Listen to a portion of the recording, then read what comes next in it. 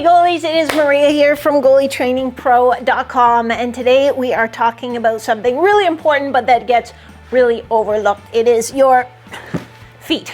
So your feet are kind of the foundation. They're your interface with your skate, which is your interface with the ice. Really important area to train that probably most of you never train. So especially if you have flat feet, let's get those feet strong. Let me explain why it's important, and I'm going to give you probably about 4 simple exercises to get jacked feet. Let's go. Flat feet or weak feet can affect your performance in lots of different ways, from just having poor balance, and I don't mean you're falling over, but I mean there's inefficiencies. You're using extra energy to just keep yourself dynamically balanced, to really, especially if you do have those flat feet, changing that whole mechanical setup of your leg. When your foot falls in, your knee wants to go with it, your hip comes into some internal rotation. That is not a strong position to have in the gym or on the ice. So let's get started with some great exercises to help strengthen up your feet. You can use these as part of your dynamic warm-up or your daily mobility. We're going to start by getting a hand towel, and I'll meet you over by the synthetic ice.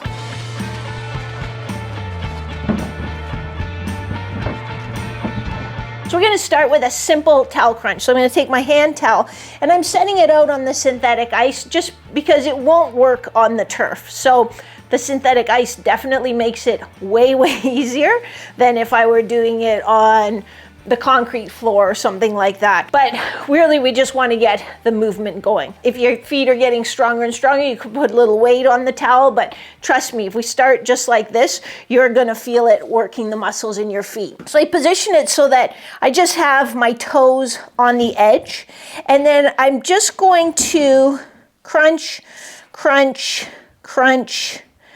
like that to bring that towel closer and closer. And then you can see it kind of gets balled up under my foot. So then I just pull it back again and keep doing the crunching.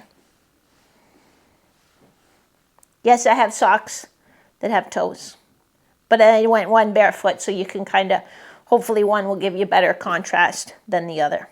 A little self-conscious about my feet, to be honest, so I'm a little skitterish to share them on film for some reason. I have very long toes, I know. You can drop a comment below. Tell me if you also have long toes, and when you wear your flip-flops in the summer, people be like, holy jeez, you got long. If you lose a finger, you could use one of your toes. I've heard it all. Drop a comment if you're one of us. Or if you have stubby toes. Maybe there's a stubby toe issue too. And that has value as well. I'm not just all about the long toe people. Trust me. Let's get back. Where were we? So you're going to do that. You're going to start off doing that for 60 seconds. Really want you to think about not just little baby crunches, but really get as much, reach out and grab as much of that towel as you can and pull it towards you.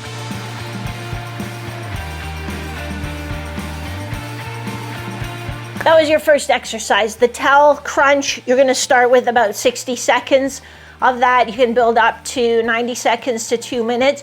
You should be feeling the muscles in your feet getting somewhat fatigued. For some of you, they might cramp, so my apologies in advance for that. We're not trying to make it impossible. These muscles don't have to be strong, but they need to have good stamina and they need to be able to work. So that's what we're trying to accomplish, improve the capacity of those muscles a little bit. The next one we're going to do is working on the muscles that control your toes, which are really more located throughout your foot. You're going to try to splay your toes, so spread them out as much as you can. And you can see that I can spread my big toe and my second toe, which actually is longer, as we discussed earlier. We're not going to get into it pretty well. But my pinky toe, I really have trouble splaying it. So I'm trying to splay all those toes. Then I'm going to try and keep them splayed as I push them down into the floor. And you'll be amazed, that feels really weak. I don't have good strength in there, but I really feel it. Even these muscles here really working. So I'm going to try to splay them out for about 3 to 5 seconds. Then I'm going to push them down, keeping them splayed for 3 to 5 seconds, and you're gonna do 10 repetitions like that. That's the toe splay. Now we're gonna actually get to our feet and do some work that's gonna use some of the bigger muscles, our gastrocs and our soleus, to do a calf raise, but challenge our foot stability at the same time. I'm gonna get an Airex pad. If you don't have an Airex pad at home, that's okay. You can use kind of a dense sofa cushion, or even fold up a towel. We'll do it to some extent. Let me show you exactly what I mean. For your next exercise, you're gonna do a single leg calf raise on the Airex pad. So this is what an Airex pad looks like. It's like a dense foamy pad, which adds some instability because it's not gonna be stable like the ground. So I can do a single leg calf raise on the ground. It's not that challenging, but when I get in here, it's gonna be much harder to balance. So it's okay to use your fingertips. I wouldn't be holding on to something helping you, but if you need to use your fingertips just so you're not tipping over, that's okay. And this is going to be a fairly slow contraction, holding at the top for a count of 3, coming down with nice control. And even I'm pressing through my heel a little bit when I get to the bottom, and then rolling to the ball of my foot, trying to get as high as I can, holding for 3, coming back down nice and slow. And it's really going to depend where you're at. For some of you, this will be really fatiguing. So you might start with 6 slow repetitions like that, but work your way up to 10, and then work your way up to 15 repetitions, but nice and slow, just the way I showed you. The final one, we're gonna need a TheraBand or a mini band, something like that. Oddly enough, I do not have a TheraBand anywhere, but I have a super band and I have a mini band. I'm gonna use the mini band and just kind of attach it like that to the super band so I can tension it. The reason I'm using the mini band and not just stepping on the super band is I don't want something really bulky underneath my foot. So I've just taken the edge of the mini band, I've put it under the base of my big toe. So it's not underneath my whole foot, my whole forefoot, it's just under the base of my big toe. And then I'm putting tension on it, just using my hand, putting some tension on it.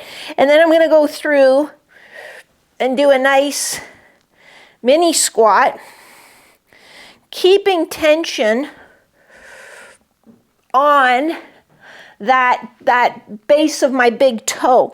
This is for those of you who, when you squat, you'll see this fall in. You'll see that arch collapse and fall in, and then that affects the position of your ankle, which affects the position of your knee, which affects the position of your hip, like we talked about at the very start. So if your foot does collapse as you're doing the squat, putting this force through the base of your big toe causes the muscles that kind of run along the arch to contract a little bit and helps to keep some arch there. It's not going to be perfect, but it helps to keep some arch. And you can see it really impacts my balance when I keep that tripod position too, because another thing that you talk about when you're squatting is keeping that tripod position, keeping tension through the base of the big toe, the base of the little toe, and the heel. For that one, it's not a strength exercise in any way. It's just trying to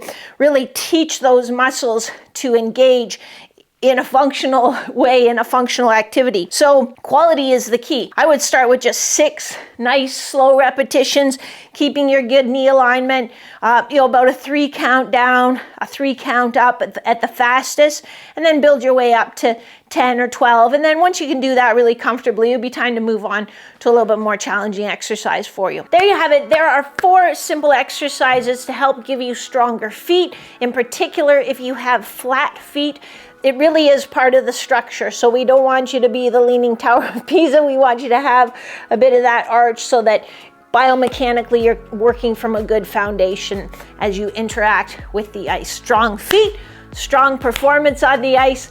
Let me know if this helps. Let me know if you have any other questions. Let me know if you like some of these videos where I get a little bit more into the minutia, the stabilization, the small muscles. They're really important, so I'm probably going to keep doing it anyway. But let me know if you find it interesting and helpful to your game. Just drop a comment below. If you have any other questions or topics you want me to cover, comment section is the place to drop that.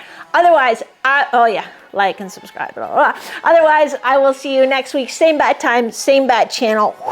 I'm going to go put my socks back on right now.